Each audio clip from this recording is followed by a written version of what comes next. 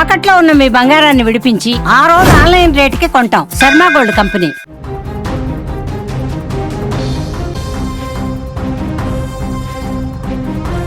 సొంత పార్టీ ఏర్పాటు దిశగా తెలంగాణ జాగృతి అధ్యక్షురాలు కవిత వేగంగా అడుగులు వేస్తున్నారు. తెలంగాణ జాగృతిని రాజకీయ పార్టీగా మార్చేందుకు కేంద్ర ఎన్నికల సంఘానికి ఇప్పటికే దరఖాస్తు చేసినట్లుగా తెలిసింది. జాగృతి ప్రతినిధులు ఢిల్లీకి వెళ్లి దరఖాస్తును సమర్పించినట్లుగా తెలిసింది. నిబంధనల ప్రకారం 3 నెలల్లో తెలంగాణ జాగృతికి రాజకీయ పార్టీగా గుర్తింపు దక్కే అవకాశం ఉందని జాగృతి శ్రేణులు అభిప్రాయపడుతున్నారు. అనుకున్నట్లుగా 3 నెలల్లో గుర్తింపు దక్కితే జిహెచ్ఎంసీ ఎన్నికల బరిలో జాగృతి కూడా నిలిచేటువంటి అవకాశం ఉంది. ఇందుకు అనుగుణంగా కవిత ప్రణాళికలు కూడా రూపొందిస్తున్నట్లుగా తెలిసింది. వచ్చే అసెంబ్లీ ఎన్నికల నాటికి తెలంగాణ జాగృతి రాజకీయ పార్టీగా ఎదుగుతుందని, ఉద్యమకారులు అమరవీరుల కుటుంబాల సభ్యులు జాగృతిలో చేరాలని కూడా కవిత ఇటీవల పిలుపునిచ్చారు. ఎప్పుడైతే బీఆర్ఎస్ పార్టీ నుంచి బయటకు వెళ్లారో కవిత, అప్పుడే తెలంగాణ జాగృతికి సంబంధించినటువంటి కార్యాచరణను కూడా ప్రకటించారు. రాష్ట్ర వ్యాప్తంగా పర్యటనలు చేస్తూ తాను ఒక రాజకీయ ప్రత్యామ్నాయంగా మారుతానంటూ కూడా ప్రకటించారు.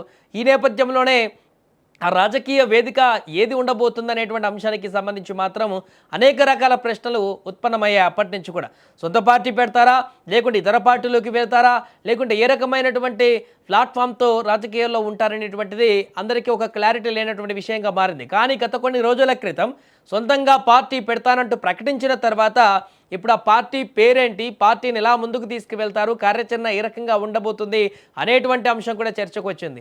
సో దానికి సంబంధించే తాజాగా ఎన్నికల సంఘానికి కూడా జాగృతి రాజకీయ పార్టీగా ఎదుగుదలకు సంబంధించినటువంటి దాన్ని గుర్తించాలంటూ కూడా ఎన్నికల సంఘానికి లెటర్ రాసినట్టుగా తెలుస్తుంది. అంటే దీని ప్రకారం వ్యూహాత్మకంగా కవిత అడుగులు వేస్తున్నట్టుగా కనపడుతుంది. వచ్చేటువంటి జిహెచ్ఎంసీ ఎన్నికల టార్గెట్గా చూస్తే ఇక్కడ కొంతమేరకు ఓట్లను రాబట్టుకోగలిగితే, హైదరాబాద్లో జాగృతికి కొంతమేర ఓట్లు రాబట్టుకోగలిగితే తన అస్తిత్వాన్ని కాపాడుకునేటువంటి విధంగా ఫోకస్ చేసేటువంటి అవకాశం ఉంటుంది. తద్వారా రాష్ట్ర వ్యాప్తంగా ఉన్నటువంటి మిగతా నియోజకవర్గాలకి వ్యాప్తం చేయడానికి, పార్టీని బలోపేతం చేసేందుకు ఒక క్రియాశీలకమైనటువంటి పాయింట్గా మారుతుంది జిహెచ్ఎంసీ. ఈ నేపథ్యంలోనే ఇక్కడ జిహెచ్ఎంసీలో నిలబడడానికంటే ముందే, ఆ ఎన్నికలు రావడానికంటే ముందే తెలంగాణ జాగృతిని పార్టీ సింబల్గా గుర్తులోకి తీసుకువచ్చి ఎన్నికల కమిషన్ గుర్తించి ఒక సింబల్ కనుక కేటాయించినట్లయితే పూర్తిగా ఇక్కడ నిలబడాలనుకునేటువంటి వారికి, లేకుంటే ఇతర పార్టీల్లో టికెట్లు దక్కనటువంటి వారికి, రెబల్లు ఉన్నటువంటి వారందరికీ కూడా జాగృతి ఒక ప్లాట్ఫామ్గా మారేటువంటి అవకాశం ఉంటుంది.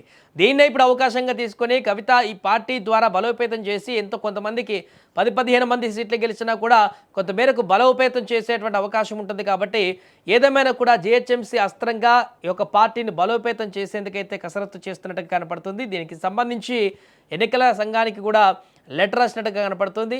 మరి ఎన్నికల సంఘం ఏ సమయానికి ఈ పార్టీని గుర్తిస్తుందా, లేదా ఎప్పటివరకు ఇది బయటకు వస్తుంది, జిహెచ్ఎంసీ ఎన్నికల్లో ఏ రకంగా కార్యాచరణ ఉండబోతుందనేది చూడాలి.